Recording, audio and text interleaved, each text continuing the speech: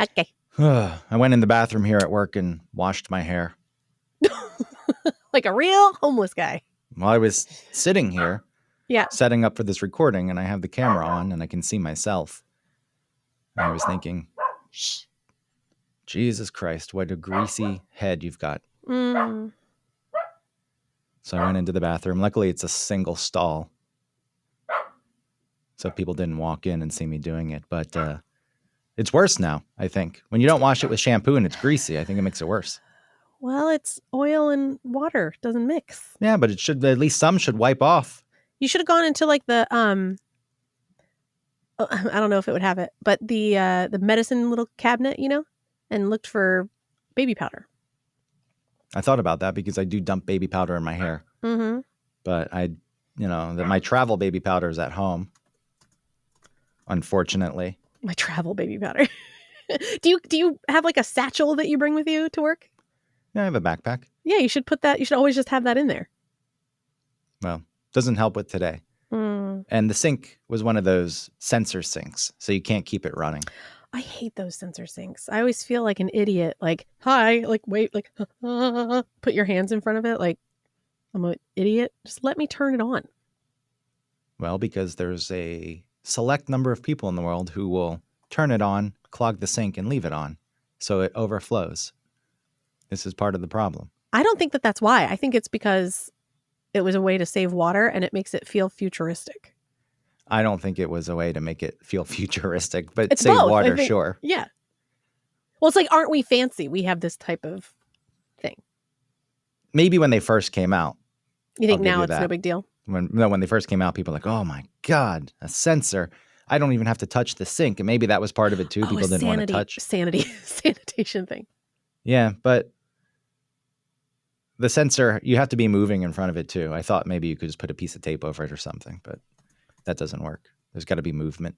It has to sense the movement. And the sink says it has warm water, but I don't know if it does. So the at work hair washing wasn't even a very good washing. I couldn't get warm water. I couldn't keep the water running. I didn't have any soap or shampoo. I guess there was soap. I would not use that soap. Well, maybe just like a teeny little bit just to get rid of the oil. I'll never get it out, I think is why I didn't use it. It's like, I can't get enough water going here. If you could keep the water running and just dunk your head into the sink, not into the sink, but under the faucet, you know what I mean? Mm-hmm. I would never actually fill the sink and then dunk my head in it. That's absolutely disgusting. It's like taking a bath, which is so gross.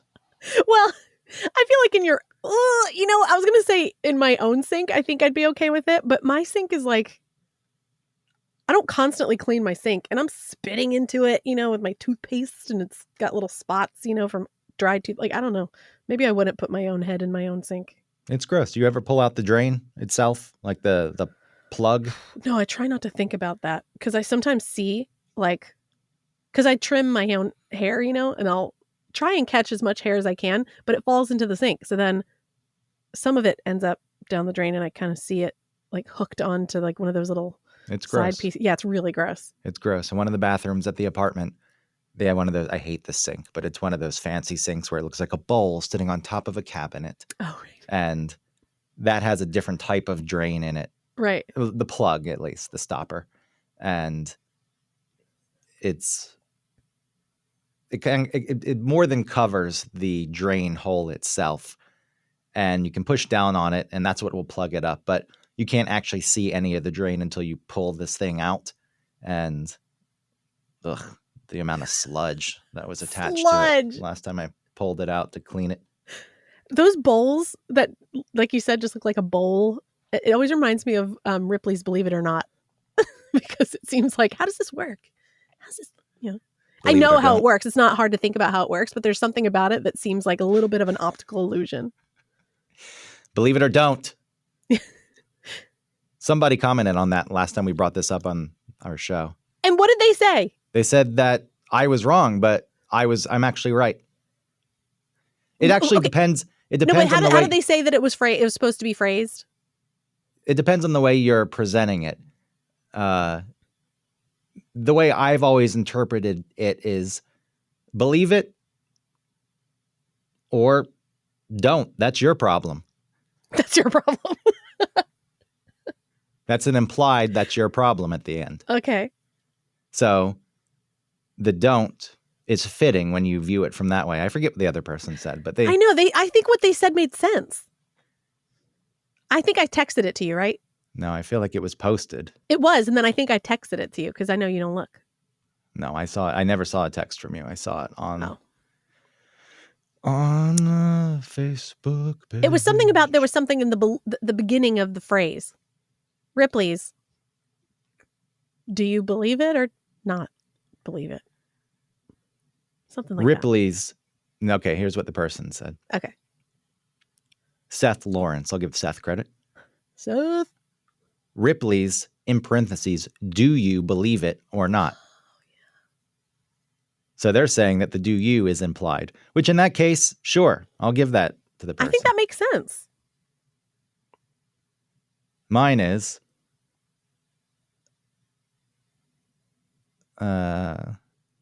because they use an exclamation. Oh, I say that's fine if they used a question mark, but they don't use a question mark. It's an exclamation. Exclamation. Jesus Christ. Exclamation. I'm exclaiming my explanation. Yeah. And then so, yeah, see if we care is the implied part as far as I'm concerned. Believe it or not. Believe it or don't. See if I care. But don't stop saying don't. It's not No, right. because it's not. It's don't. Believe it or don't. But that sounds dumb. Believe it or don't. Believe it or don't believe it. Well, believe it or not. That's the right phrasing. No, because believe it or not believe it. That's wrong. Believe it or don't believe it. See if I care. Don't is correct. Well, I get what you're saying, but it is a phrase. You wouldn't say believe it or not believe it. See if I care. But if you put the do you believe it or not, then fine. I'm trying to look Subjective. up the etymology of the phrase. It's subjective. It's open to interpretation, even though it is. Mine is correct. I mean, I'm not saying yours is not correct. I'm just saying. Look at these people. He was so confident about it, too. I'm confident because I'm correct. Believe it or don't believe it. It's your fucking problem. If you don't, you're missing out. I don't give a shit. I like the aggression that you subscribe to it. Yeah, because in the situation, the person's like, yeah, whatever. That's stupid. That's not real. And you're like, fine. Don't believe it, you fucking idiot. Don't. Not my problem. Even though I'm the person who would be saying, I don't believe it. Maybe it's just, believe it or not, it's fine either way. Anyway, we're getting into our episode, and the topic is grudges. I clearly hold a grudge on this topic of Ripley's believe it or not. Or don't. Believe it or don't believe it. Okay, start the music.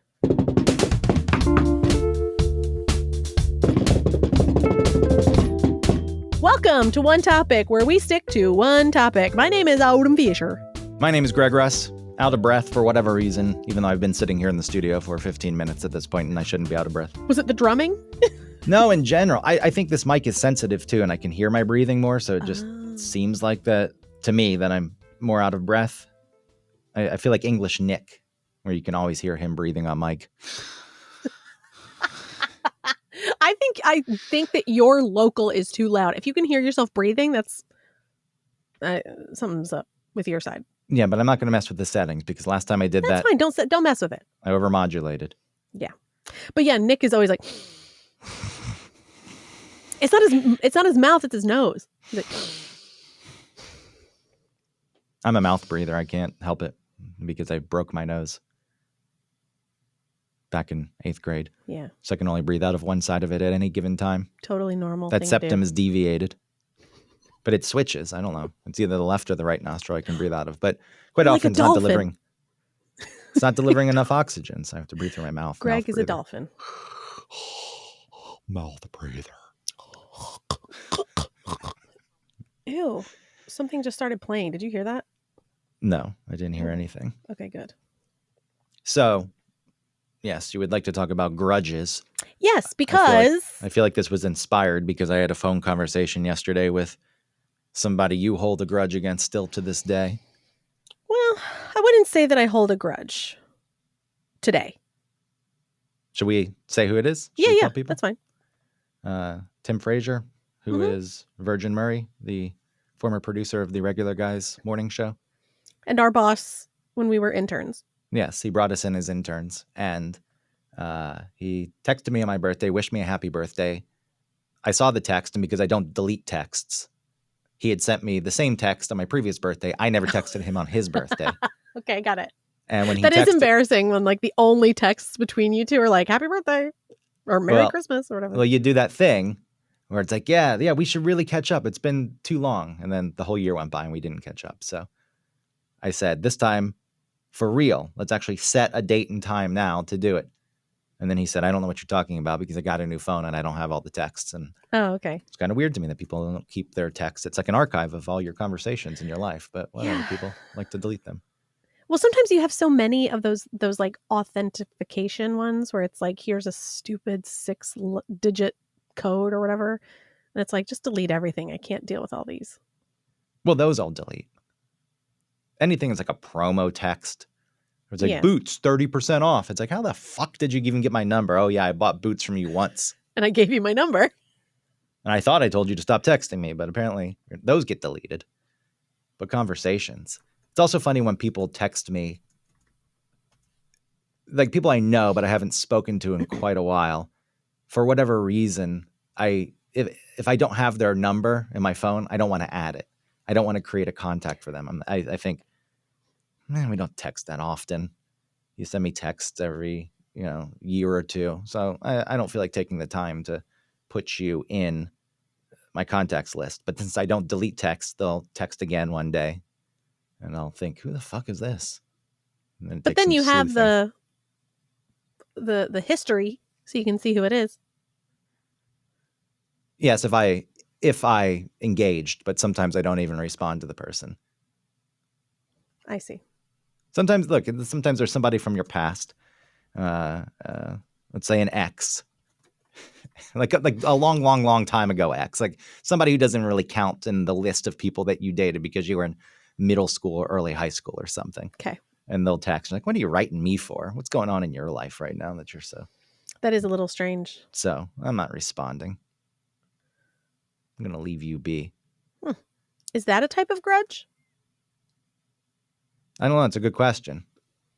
No, maybe that just feels, I was going to say like inauthentic, but only because it feels like they're not really contacting you because they want to contact you. It's because of some strange reason that they are doing it for themselves to contact you. Like I'm in a weird place and I'm contacting Greg from my past. I don't hold any grudges against anyone I've ever dated. Some you should. Yeah, maybe some I should. For whatever reason, I give those people a pass. But anyway, we can get into that later. I want to go back to the Tim thing. Right. I feel as though you hold some sort of grudge against him because of the way he treated you when we were interns, and me. It was the same. We got the same treatment, and I think we. But as a dude, it's different. He treated you differently than he treated me. Yes, but we both got that thing where it's like, go get everyone coffee and food, and then he'd throw the money on the ground, or he's like, go to Chick-fil-A and get us chicken biscuits. And as an intern, that's part of your duty. Oh yeah, it wasn't that we had to do those things. No, it was the way he treated us when he would throw it on the ground, and it was done as a joke. But then he wouldn't then pick up the money. Like you really did have to get on the ground and pick it up. You'd throw the money on the ground, and he'd say, "Pick it up." It was a total power play. But then, oh, I really do have to pick it up, and then you're like, well, you're like I was going to say the low man on the totem pole, but that's the opposite because really the lowest to the ground is the higher respected totem. So I don't like saying that phrase, but. So the one at the top is not respected. That's the one everyone hates. Yeah. So you should say I'm at the top of the totem pole. It's just like when people say we're at DEFCON 12 or whatever. Like that's not right. Yeah. It's DEFCON 1. It's like yeah. Okay. So anyway. Well, that aside, in that situation, yes, you're not going to fight back. You're not going to say anything back because you're an intern and nobody's going to stand up for you. If you were told you're done, you're done. Like there's no one else who's going to step in and be like, hey, what happened to that person? No, I really like having them around. So you pick up the money and you go to Chick-fil-A. Now, there are some times, if we're talking about grudges, and I'll let you speak to Tim in a minute, but this just reminds me while we're on the intern getting food thing. And now that Ron Lester is dead, I feel a little bit bad about it, but not so much. Ron Lester was that guy from Varsity Blues, the big guy, Billy Bob Joe. And apparently he went to my high school, North Cobb High School, not while I was there. And for whatever reason, once that movie got big, he showed up. He came back and attended a football game and was like prancing around and posing for pictures. I'm like, what the fuck are you doing here? That's not. Why was he there? Like, was he just in, was it Christmas or something? He was with his family? I'm possibly, but who cares? You're in a movie. Yeah. The movie gets popular. You go home for Christmas. Do you go back to your high school and go to a football game? But that's what I'm saying. Like, I'm trying to think there must have been a reason. Like, he had a cousin that still went to that school that played football, and that's why he was there. Because otherwise, it is like so desperate. Yes, that's the way I took it. Now, if you weren't in a movie, I think your behavior changes. I wouldn't go to a North Cobb football game no matter what. Mm-hmm. But if you go home and you're just hanging around, like, oh yeah, there's a football game tonight. Let's go. And you're not in a movie, right? Then okay, you show up to the game. But I think when you're in that movie and then you come and you flaunt and you're walking back and forth like a fucking peacock on the track in front of the football field, it's like, what the fuck are you doing? That in itself, though, isn't really a reason for me to hate a person, but I had that experience. And then as an intern, he came into the radio station and I don't know if you were there that day, but he complained that there was no food spread. Like literally, not a joke. He was angry that there wasn't food there for him. Mm-hmm. And so I was sent to get him food. And he had very specific demands about the types of bagels he wanted and the type of cream cheese. And the way he looked me in the eye and said it and treated me like a piece of shit who was there just to bring him his goddamn bagels. That's where the real anger came in. Yeah. And I got the bag of bagels and I spit in that thing like 5 times, maybe 6, 7, 8 times. And then I served it to him. It's like, there you go. Enjoy your bagels, you fuck. What, like that? How do you spit in a bag of bagels? You spit into the bag and then you shake it a bit so different bagels get in different positions and you oh spit again. My God. Did anybody else eat those bagels? It wasn't just for him. No, nobody else touched them. I was paying attention. I actually think I put some aside. There were 2 bags, one for him, one for the other people. It was like I was on a set once and I was producing, and this hotshot DP, director of photography, cinematographer, for like a fucking car commercial or something, demanded a coffee. And the way he just demanded it, it's like, I'm not working until I get this very specific coffee from Starbucks. And I went out and got the coffee and I dug my fist into this pile of filthy water and dirt. And then I put my fist into his coffee and put the lid back on. I imagine you have like some cut on your hand that you don't realize, and then it gets infected. And then you burn the shit out of your hand by putting it in the coffee. Whatever, like, it's worth it. I'll get you. It's worth it. I see. So that's a great kind of explanation of what holding a grudge really is. Well, I still don't like the guy to this day. And there's been further interactions where things are better. And he was more respectful of me as a human being. But I was like, I don't forget that. But for whatever reason, yes, with people I dated, it's like, oh, you smashed in my back windshield. Maybe I should hold a grudge, but whatever. But maybe you feel like they're not 100% responsible for their behavior. Like you induced a little bit of that behavior? No, I don't even know if it's that. I think that it's a division between women and men. It's harder for me to hold grudges against women, even though there are plenty who are deserving. That's why you need a male therapist. Like, I'm thinking back, are there any women that I hold grudges against? I don't know. But you can, now that I've hijacked this conversation, we'll go back to. Well, before, and what you said about, it's like you burning yourself to spite this guy's coffee, you know? It's Oh, kind of it's worth interesting. it. What's that? So it's worth it. It's even Well, better. okay, but that's If so there's some kind of pain that you endure to get back at that person, even better.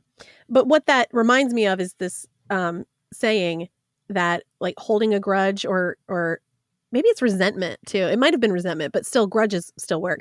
That it's like drinking poison and hoping it kills the other person. Because really holding that grudge, which is really just holding on to resentment, right? Is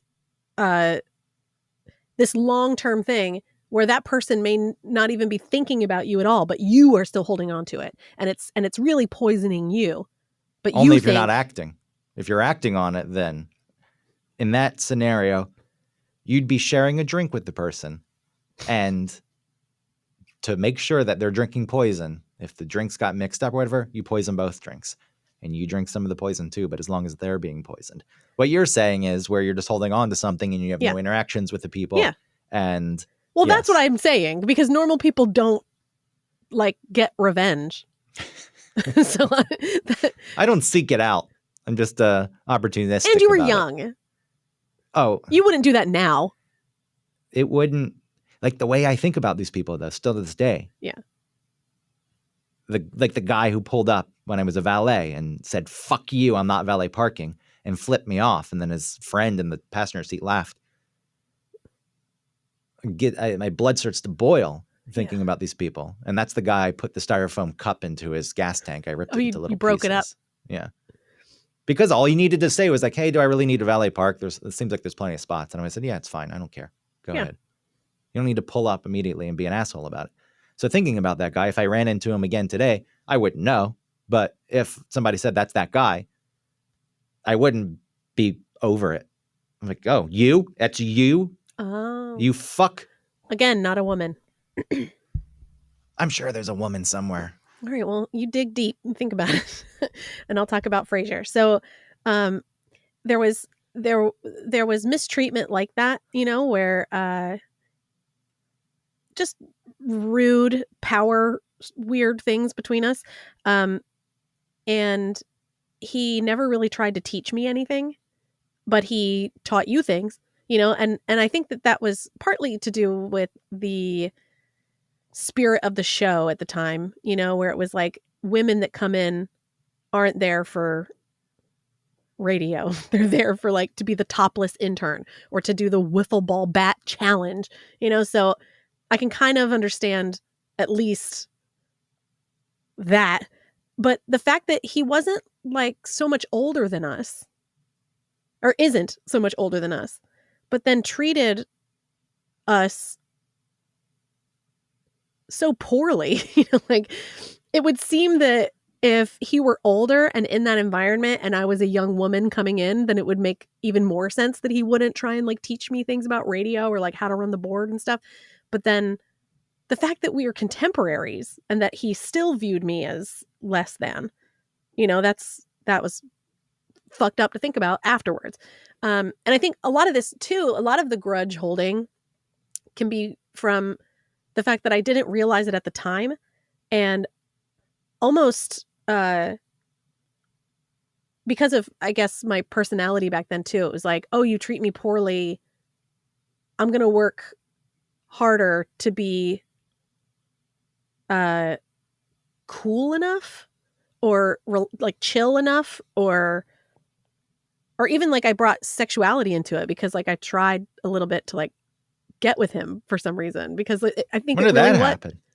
It was like during St. Lucia, when we all went to St. Lucia. No, you had a date. You were there with Tim Andrews. Oh, but he was just my date. He was just my friend. That was before you were in the relationship. Yeah, it was before. Oh. But yeah, I tried. Win you over? Is that the moment you thought this is it? Oh no. I mean, Tim and I were always good at being friends. And that's the way it should have stayed. But anyway, that's not the point. But yeah, Frasier. But he had a date. Oh no, he didn't. No, he didn't. Oh yeah, he brought somebody, but Did wasn't a he? date. I don't think Yes, so. Who did he Vanessa. bring? Oh, Vanessa. That's right. Vanessa was not his date, just like I wasn't Tim's date. Okay, so I didn't know. I didn't know that there was an attempt. Just What a did that? little bit. Just like What I did went that to look his like? barely anything. I went to his room to hang out with him, and he like did not really care about me being there. I was like, okay, bye. But yeah, it was like a little bit. I think it was because he treated me poorly that like I felt like I had to work harder, for him to like me, or for him to not treat me like that, instead of Instead of just being just like, saying "Fuck whatever. you." Yeah. Why Yeah. wouldn't you just approach it as, okay, fine, this is the way it's going to be. Then sure, I have to interact with you some because I'm an intern and this is important to me and I Yeah. don't want to lose this, but I'll just figure out what that looks like. Well, I was 19, and I didn't know any better, and I had, it just comes with wisdom. I didn't have any of that back then. I didn't know, but I think so. I don't want to say it's all his behavior that I hold the grudge against. It's also like thinking back on my own behavior and the fact that, like, I don't know, he wasn't nice to me about it. You know what I mean? He just wasn't nice to me. You had a And self grudge. well, it's also like, hey, if I'm being this way, at least maybe you could have been nice to me, or like treated me with any type of respect. I feel like there was just no respect looking back. Was there ever a conversation about this dynamic? Probably not. And Never. I wouldn't have had a conversation like that at that age either. I didn't Like, know it at the time. Like, I didn't know. It was only later, when it's just like with the money on the ground, it's like you don't really realize what that means until you're like, hey, that's fucked up. it feels like something you're not allowed to do, though. Like pulling a person aside and saying, when you do that, it actually makes me feel like shit. Well, now I feel like that'd be way easier to figure out and, talk about. I feel like now it'd be fine to do. But as I agree, a young person, you can't, I don't know, can't do that. Well, whenever you're in a situation like that, especially younger, where there's clear power dynamics at play, like I think back to being hired at 99X to do the night shift. And it's not that they were nasty to me, but they offered me $38,000 a year. And I didn't even counter. I said, yeah, sure, great. Mm-hmm. It didn't even cross my mind that I was allowed to. In my brain, there was a fear that if I pushed back at all, they may just pull the whole thing away. Yeah. And just well, take listen, it away. That is a great example of how I felt about my own feelings that are like less than positive or less than easy or less than nothing. You know what I mean? Then it's like, then it'll all get pulled away. You're going to not like me. I'm not going to like be able to keep you. You're not going to, you know what I mean? It's all that. Which I still suffer from at times. I feel like expressing the things I actually want and need will drive people away. Yeah. But at work too, I feel that way. It was all I could do to like, I talked a big game and it played out a big game in my head about how I was going to like negotiate a raise. And when I got there, I was just like, please, can I please? Well, you couldn't be firm. But look, the fact that you even had the conversation is a start. Yeah. Maybe when you revisit, you're also in a tough position though. I do feel like at the station, they may say, fine. Like, how much leverage do you have? Yeah. How much support do you have? Mm-hmm. If they because when they came back to me with the amount, I was just honest with who I was talking to. I was like, what if I said no? They'd be like, too bad. They'd be like, okay. I mean, that's part of it too. Once they come back, you can ask again. And if they say no, I don't feel like I don't know. Some people play games with it. I feel like some people are direct. In this scenario, you asking for more money and whatever they offered, I feel like that is probably the final offer. It was. That's what it is. Like, I don't feel like anyone's playing a game there. What I said earlier about expressing wants and needs and the fear that it drives someone away. The funny thing is, looking back through my history, not doing that is ultimately what drove everyone away. Yeah. Because I would become miserable. It's still difficult because I feel as though I have an inordinate amount of need for alone time. And constantly pointing it out. Like, there's still something in my brain that says, well, if I just do it and maneuver and navigate without expressly calling attention to it, then the person won't realize how much actually exists. But if I start saying, hey, this is one of those times that, I'd like to be alone. It's like, yeah, that's like every fucking day. So it's still a little bit. Yeah. Is that difficult. anxiety? I think that's anxiety because it's about the perceived reality as opposed to the actual reality. Yeah. There's certainly anxiety. It's neuroticism. You need medicine, brew. Just the teensiest little whiff of some Zoloft or whatever. Like it would do you good. I tried to ask Bard about it. And I said, what's a good starting dosage for Wellbutrin? And Bard said, I will not discuss that with you. Well, there's a male, like, so a lot of people put women on Zoloft and they put men on something else. But just get like the lowest dose. I'm on I've always taken the lowest dose to be effective of mine. Because I'm trying to still like feel my genitals. That's like, Man, Christina, that's a big thing. Christina Pajinski said that she tried to get off her Zoloft or her whatever she's taking because she's like, I would like to be in touch with my genitals again. Zoloft is one of those, though, you can't you're not supposed to just stop any of them. No. But I took Prozac at one point, and that has such a long half-life that while it's still not good to just stop, it doesn't send you into the pits of hell like Zoloft will if you just quit it. I thought the effects of quitting Zoloft cold turkey was just those like zaps or something. Your brain. No, I think it can really throw you for a loop where Prozac's more of a slow decline because the half-life is so long, but there still are those brain zaps. Which I've never had anything. There's no good way of explaining what those actually are if you haven't been through them, but they actually are. I mean, brain zaps is the closest you can get. Yeah. It's like, what does that mean? It's like, well, it is kind of, you're sitting there and a pulse of something moves through your brain. Like a little shock, electricity. Weird. Talking about 99X, that brings me to one of my grudges. I won't bring up the name, but it was a person who used like 2 first names. Like if I were to call myself Greg Gregory's. Okay. And this guy was really just the messenger, but he was just one of those radio dudes. Yes, man. You could tell he got to where he is in his career by saying yes. I don't want to go too deep into it because, these are small industries, but sure. He was the one who delivered the information to me that they were taking me off the air at 99X for being too creative. Like, those are the words. You're just being too creative. We want someone to just introduce the music. Mm-hmm. And I was so fucking angry. I was so angry. I look, even if you're just the person delivering the message, if I were in that spot, I'd think about what I was saying and what it meant to the person I was talking to and the impact it was going to have on their life. And sure, you can't make it better. They're going to feel whatever they're going to feel, but you can at least treat them like a fucking person. And saying something like you're just being too creative, which doesn't even fucking make sense. It's just more confusing than anything. Like, it tells you a lot about the industry, I guess.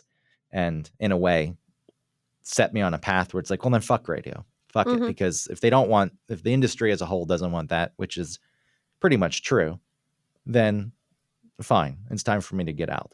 But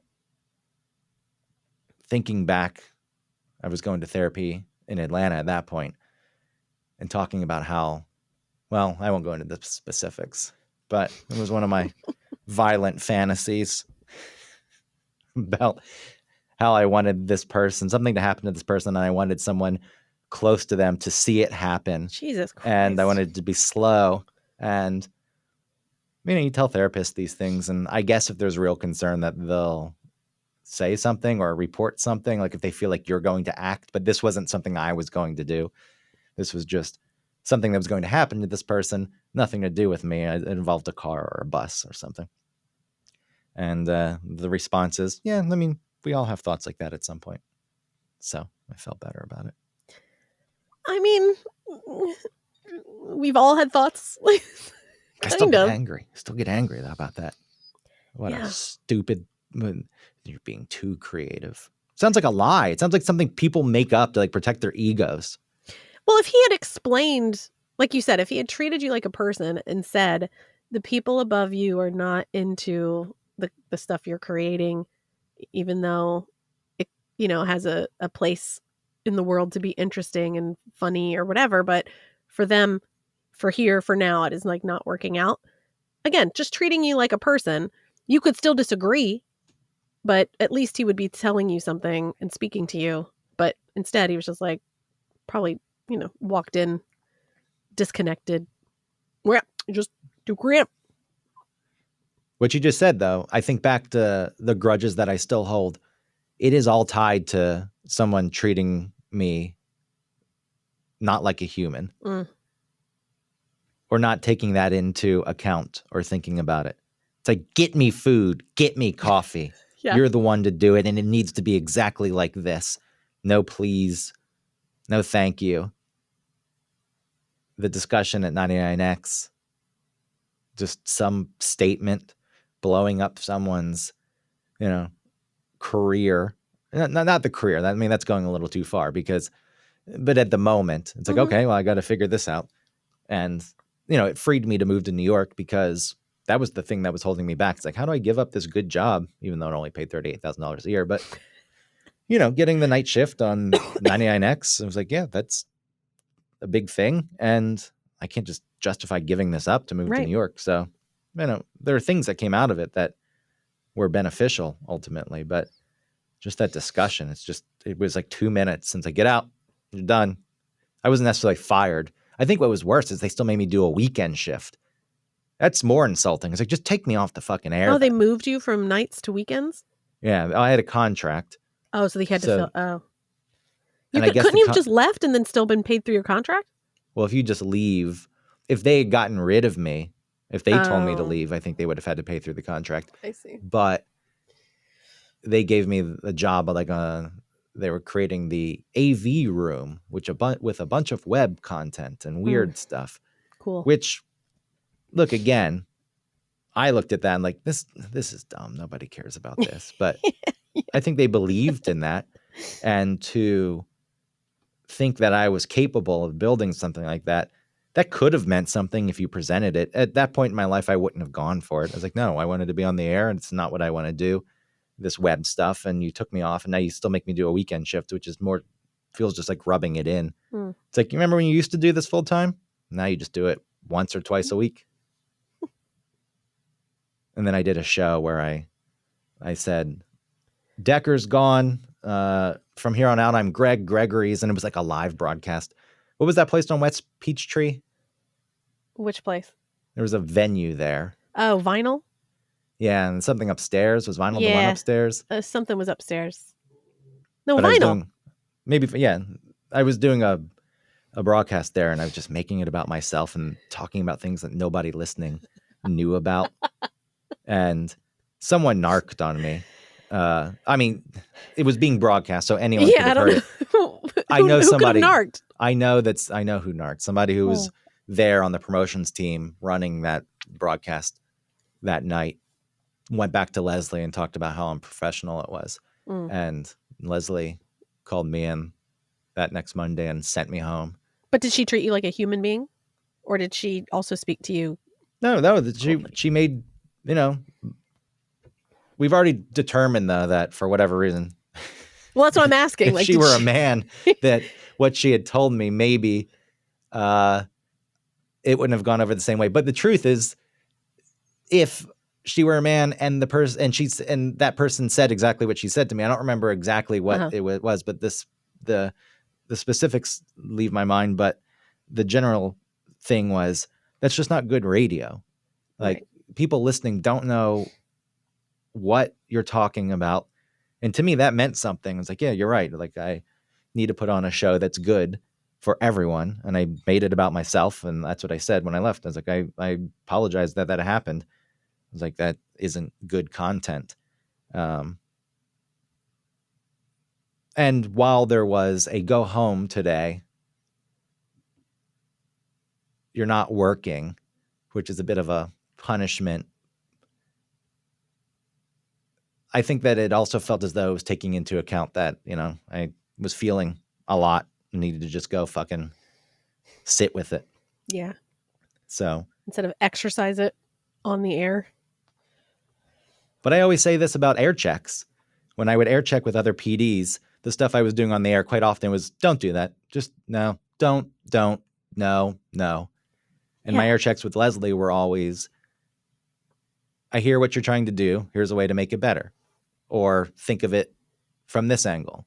Well, yeah, because there are some people who actually care about making something interesting or creating something that is sort of, especially like with radio, you want to do something that's next, right? That is like either something that people will enjoy or something that's new and maybe interesting and will get people to stay and listen because it's just radio and like, who cares? But a lot of people that are in those positions are just like people that sort of worked their way up, not because of merit, but just because they were still there. Like maybe they were on air for an afternoon and then they got a job opening and then they hired because they were in-house. It's like, okay. And you do have to feel your way through it. Like, yes, everything you said, you're trying to find a way to set yourself apart. And there's a lot of trash that comes out through that too. Sure. But that's why you have someone above you that can say, got it. I can see what you're doing. It's very messy. Yes. Let's tighten it up. Yes. And that goes a long way with me. Yeah. But when people are, no. One, it's lazy. Like, you just don't want to even deal with this. Yeah, it's lazy. You seemingly don't even want me here. Just be a DJ. Just say the things that DJs say. Jared, and just play the part. Don't be interesting or creative because that makes me have to do work. The same thing happened at RXP, the station I went to in New York. When I moved to New York, I wanted to get out of radio, but I moved here without a job, and that station launched like 2 months after I moved here. And I submitted my resume and air check to this guy, Blake, who was the program director. And he called me in for an interview and he really liked what I was doing, but he was the program director from the station before, which was a smooth jazz station. Mm-hmm. And so he hired me and he hired my friend Dave, who was similar to me on the air. And I think the idea was one of us was going to get the night shift and he wasn't sure who. But then he was fired, and the guy who was doing the afternoon shift was named interim PD. And that was one of those guys where it's like, all right, you're running this thing. You've been doing radio for a while. What do you think about what I'm doing? And it's like, I think it's pretty good. I think you're being yourself. That's all you're going to get from him. He's not giving you much more.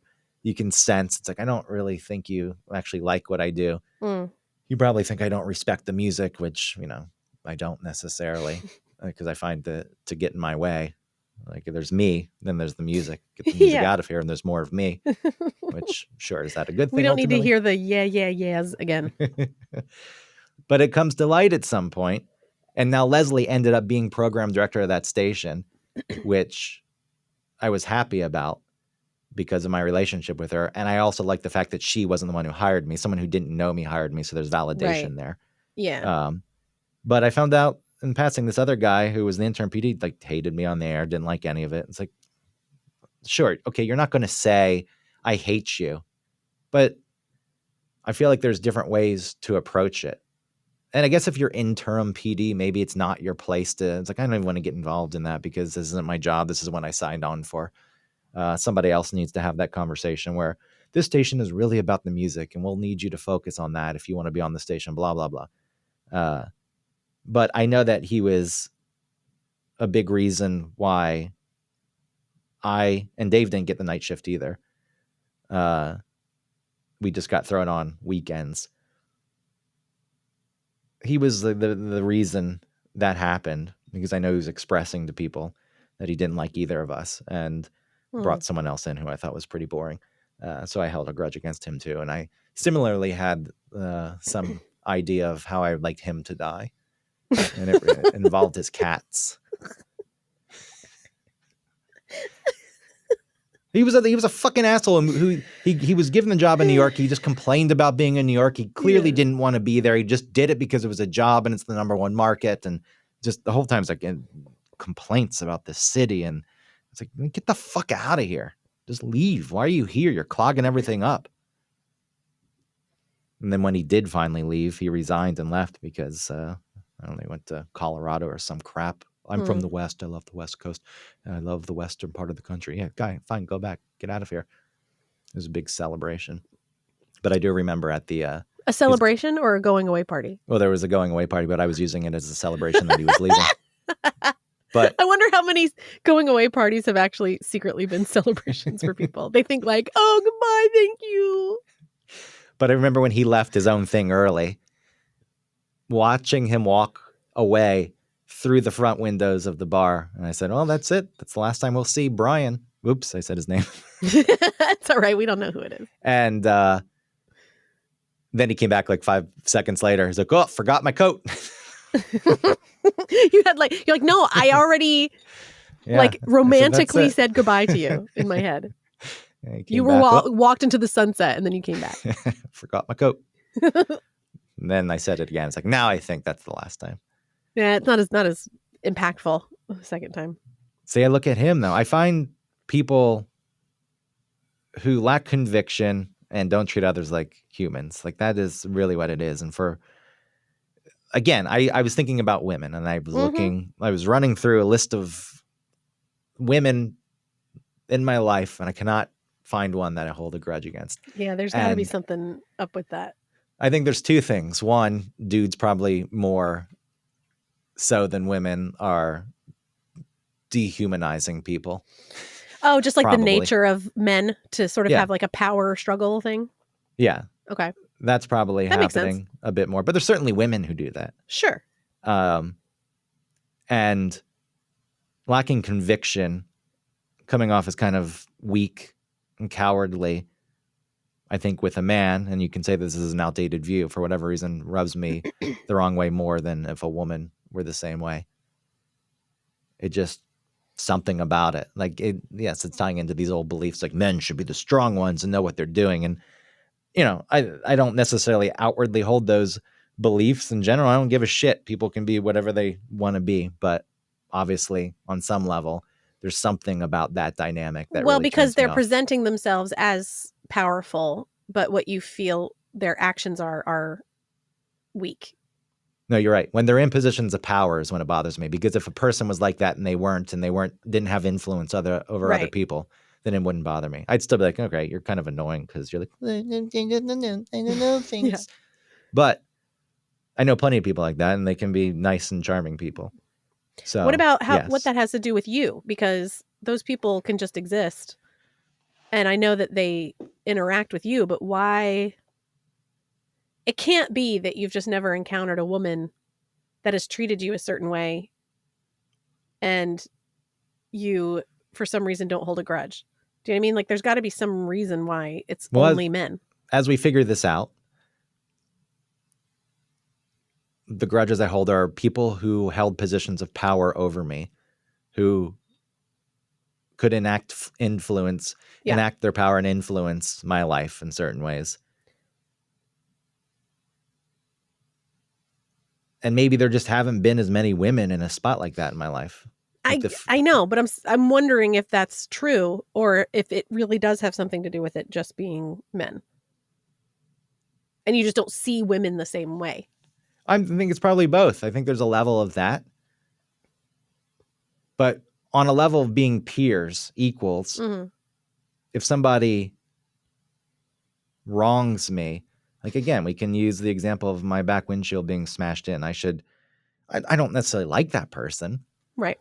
But I don't hold this You didn't grudge. Picture her cats eating her to death? No, I think part of it, too, is that my fantasies are violent. And I don't like there's just not a desire to enact that violence against women. So you're a gentleman.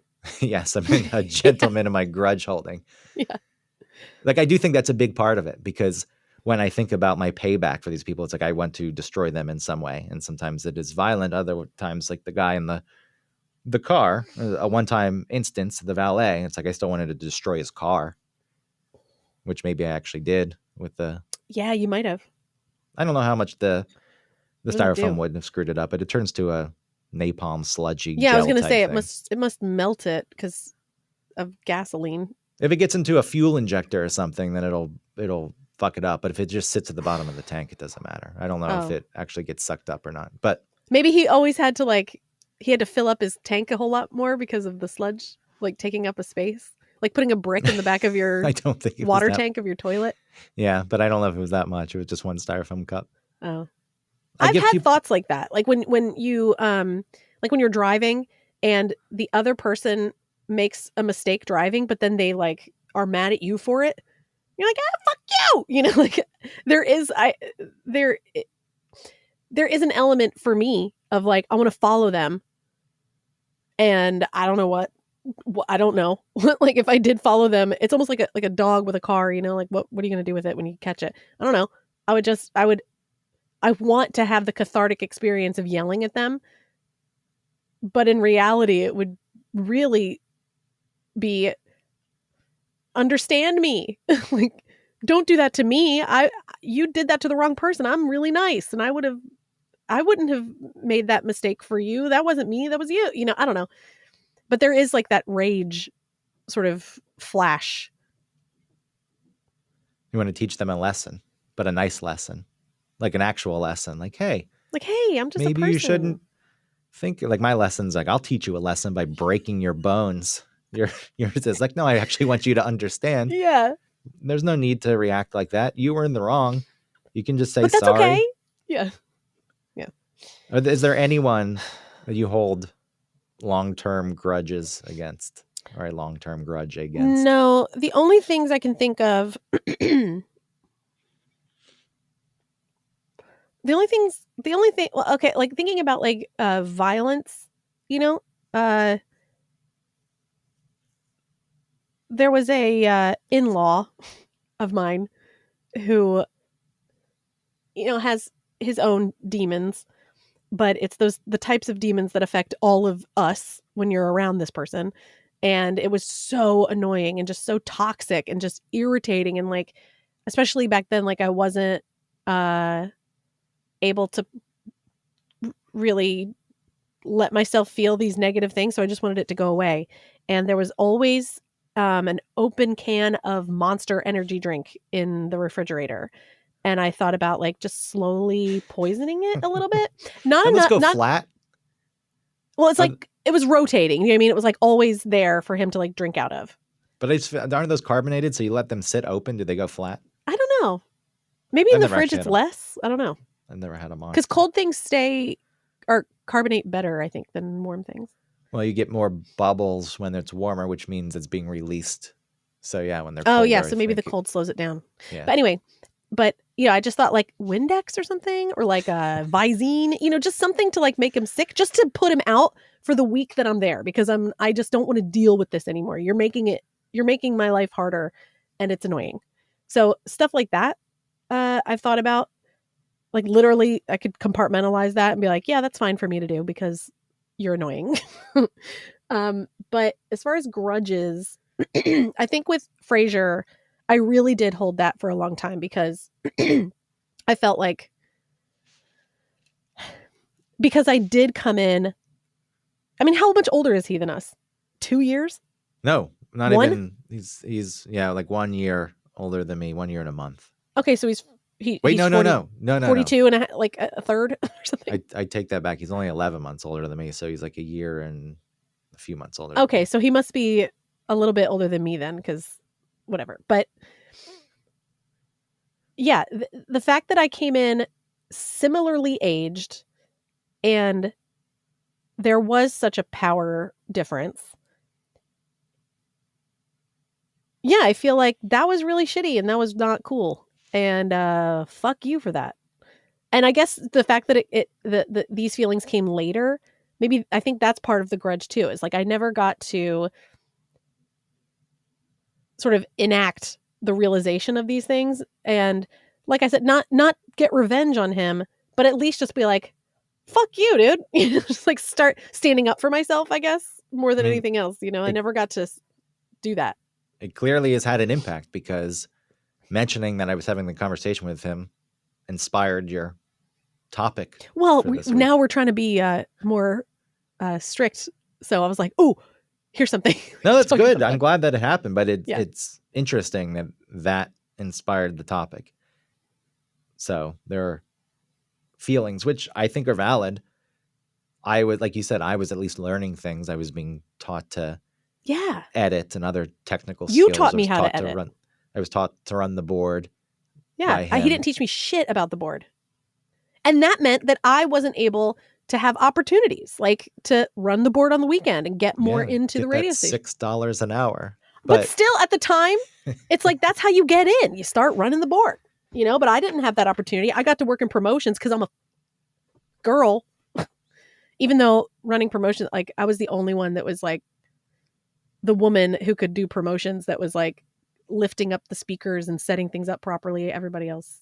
Hey, if you got that sweet tech fee, that tech fee ruled. That was $150 for an appearance. I felt like that was just the biggest deal. I was like, $150. That's a lot of fucking money. It was at that time. Yeah. I don't know how I survived at that time. I was living at 1660 Peachtree. My rent was $814 a month, and I didn't feel like I was struggling. I felt like I was like, I'm making enough, but I don't know how. I remember thinking that was so much. Like you lived in the fancy apartments. Yeah. Well, the thought of paying $814 was like, whoa, shit. How am I going to do this? Mm-hmm. And somehow I did, making $6 an hour because I didn't get as many tech fees. But when you compare it to, radio, it's like, hey, you're going to you're keeping the station on the air in essence. Here's $6 an hour. It's like, hey, you're going to drive the truck and put some banners up. Here's $150. Yeah, that's because the client was paying for it, not the company. Right. And you also had to drive one of those giant station vehicles, which I always hated doing. I was fine. I was like, I got it. See, I love being capable. You know, like underestimate me because I'll show you. Like when we would set up for those listener lunches and, you know, you had to like set up like 24 pop-up tents, you know, I learned how to pop them up by myself. And then there would be like 3 dudes or like 2 dudes and a girl setting one up. And I was like, I got it. But nobody noticed. No, they did. I was like, I was a bad bitch. All right. Well, then I'm glad that people noticed. Yeah. That's why you got more promotions work. And I'm pleasant to work with too. Like I try my best. I don't always do great, but you know, I try my best and then I'm pleasant to work with. And I think that goes a long way. It's more fitting of your personality. You're out there interacting with people, whereas I would hide away in the studio. See, all right. Well, but either way, the fact that he didn't like he didn't try and help teach me anything. I mean, it was the point of being an intern, is to learn. But especially those days when it's supposed to be for school credit. That didn't even happen. No. So we came in a good time. Yeah, right before they sort of made it so that you can't be an intern unless you're in school. They started cracking down on that because there's either you had to pay the intern something. I think you still had to be getting credit too. But these days I feel like interns have to make some money. Mm-hmm. Before it was the credit is your compensation. We weren't even getting credits. It wasn't aligned to any class. And if it had to I wasn't in school. Yeah. And I still was, but I didn't have an intern. I didn't have a class I could attach it to. Maybe I lied and said I don't even think I did that. What was your degree? Journalism? Yeah. Well, I didn't get the degree. Right. But that's what you're going for. That's what I was working towards. I only had a few classes left. You should go back. Just finish. Well, do it online. At this point, I think they're expired. I think the credits expire. You think so? 10 years or something. Do you lie on your resume? No, not anymore because I don't need to. But I never lied on my resume. I would. Oh, you just say the years you went? Oh, you're talking about school. Oh, yeah. just in general. Like I have plenty of experience. I'll answer that. But my thought was, I thought in general, you're like, do you lie on your resume? I was like, I think everyone just presents things. I never flat out lied about anything I did. No. Yeah.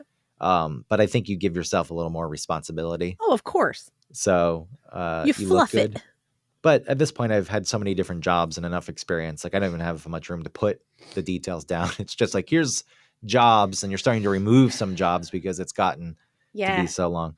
No, I never lied about having a degree. I would just put Georgia State University, journalism, a bullet point journalism, a bullet point, 2000 to 2005. Right. That makes sense. People wanted to assume, like that was the whole idea. If you want to assume it's a degree, great. But if you find out I don't have a degree, then I didn't lie. Right. And if you asked me if I had a degree, I wouldn't lie. I'd say no. But nobody ever asked. So that's the way I played that. Smart. And these days it doesn't, again, far enough in my career, it doesn't matter. Nobody gives a shit about school. Right. And the truth is, when I'm looking to hire people, I don't care about their education. I don't fucking care. Like, if anything, if I see somebody went to some fucking hoity-toity school, it's more of a turnoff. It probably hurts them with me. What I try, do you mean? What's a hoity-toity school? like NYU, Oh, okay. Columbia. I was like, nah, I don't want to work with you. Oh, privileged. Yeah. I say that though, and it's illegal to dismiss people for Yeah. things. And I'm not saying that I ever have. Well, if they have a bunch of experience, then but yeah, you're not going to just take, oh, they went to a hoity-toity school and don't have as much experience as this person who didn't.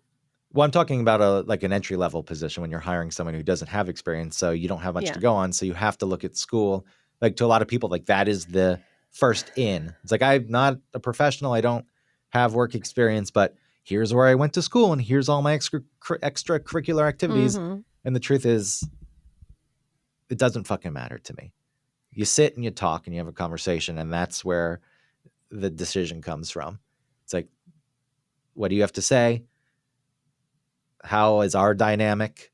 Right. How open are you to learning? Because entry level, you are going to have to learn. And if you think you fucking know everything and you think you're fucking great, it's going to want to deal with it. Yeah. Like, I'd rather someone come in who needs a little more hand holding, but is open to learning. See, that's interesting. The movement from the previous generation to our generation becoming people who are hiring, because I'm sure that by the time Ellie is graduating high school, it's still going to be the same rigmarole of like, you got to get curriculars, you got to, because you have to put it on your thing for your college applications and blah, blah, blah, blah, blah.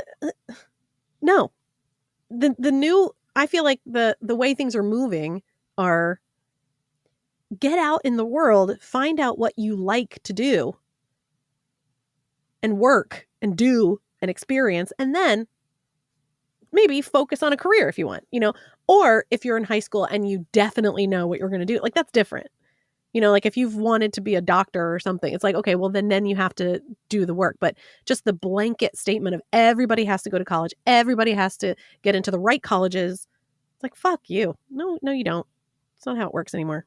I hope the movement away from college continues. I think Me people too. are getting fed up with it. Fuck colleges. They're the way that they so much increased, money. once you find out, again, we've all peeked behind the curtains. We all know what the fuck is going on now. The reason why college is so expensive is because they decided to give out loans for people, and now they could get more money from the children. And that's why college is expensive. Not because it didn't used to be like that. Well, they give people tenure and they pay them a lot. You've been around, and they take care of themselves. Surely. Yeah, fuck you. And for what? A journalism degree? English major. I hope that people move away. Yeah. I don't think it's ultimately helpful. And surely there's bias because I didn't finish, and the beliefs I hold when it comes to college, that probably does come into play when I'm looking at resumes. So, like, there's probably people who did do all that stuff and think, I put in that work, and I'm only going to accept people who also put in that work. I'm not handing anything out. But see, that's what I think is changing in our generation. I think that people aren't acting like that as often.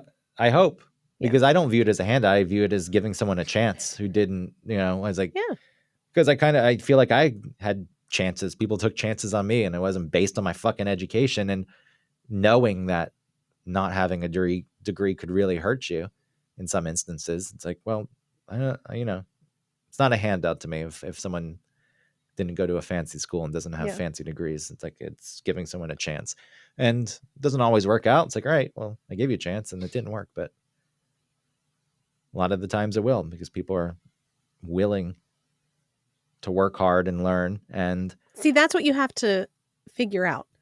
Like, that's what the majority of people need to be learning, is how to do things that are difficult, how to, like, get through stuff, how to listen and work well with people and be pleasant to work with. Like, those are the things that people need to learn, not spend $15,000 when you're 22 years old with like I said, an English major. Who gives a fuck? And I take being a manager seriously. Like, it's not, there's a job to get done, and ultimately that's what you're there to do, is to get people in a position to do the job well. But that also means thinking about who they are as people and what it would take to get them to a spot to do their job well. It's not always fear. People use fear or treat others like shit or demean people. Like, hopefully I will be a manager who people don't hold a grudge against one day, who don't think back and like, that fucking guy. I hope he gets hit by a bus in front of his son. And his son has to watch as the life slowly fades away from his eyes. No. It's concerning. It's not concerning. It's just a thought. True. It's just a thought. So if it actually happened, well, if I didn't see it, I'm like, oh, okay, too bad. But, I don't want to see something like that.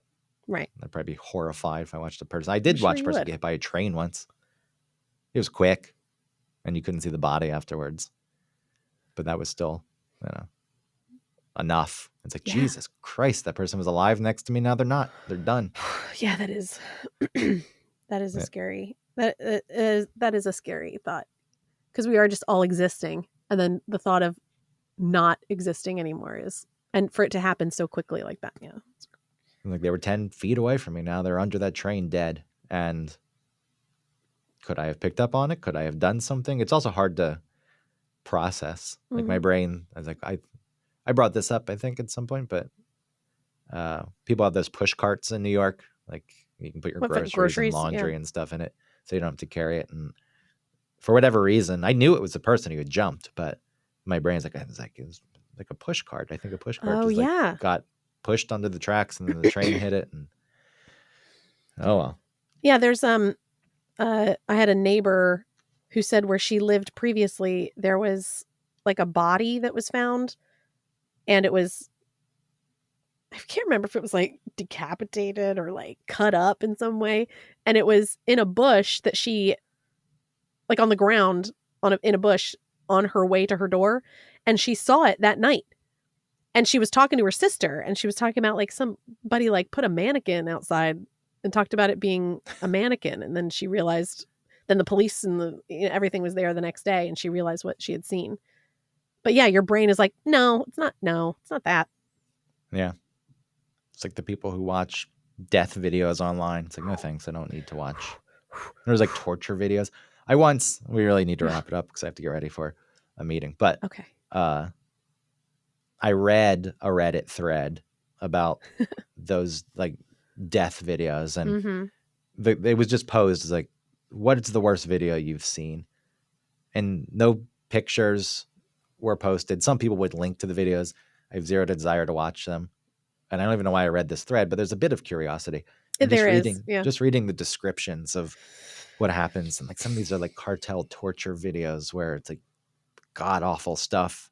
And I don't know how anyone can sit there and actually watch it. Yeah, I don't know what that part of your brain is that people can do that. People getting their arms cut off while they're alive, or getting their hands cut off, but then they're still grasping for things, even though their hands are gone. It's like, I don't want to fucking watch any of this.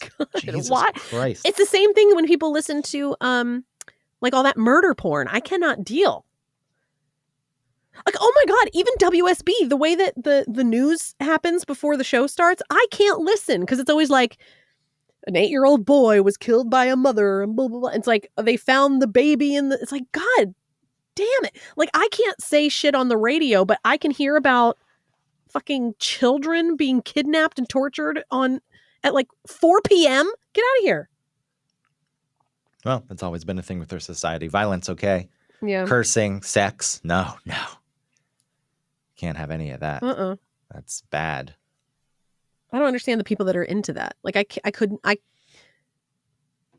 oh my God, I can't. Especially when it has to do with kids. And I feel like I said, every news report on our show is like about some kids. Like, God damn it. Well, like I said, despite my violent fantasies, I wouldn't want to actually see any of this. No. Nor would I really want it to happen. It's just a fantasy. Yeah, it's just giving you some sort of power back. Yes, the ultimate power. It's like, you fucked me over, you're dead. But it's never me doing it. Right. It's something horrible happening. Befalling them. Yes. So you're not really responsible, but and me not caring. The things that I do, it's like, well, you get a fist in your coffee. That's what you're going to get. You got spit. That's pretty gross. All right. Wrap it up. All right, everybody. Thank you. Subscribe, rate, review, all that stuff. Tell your friends. Talk to us online. Bye.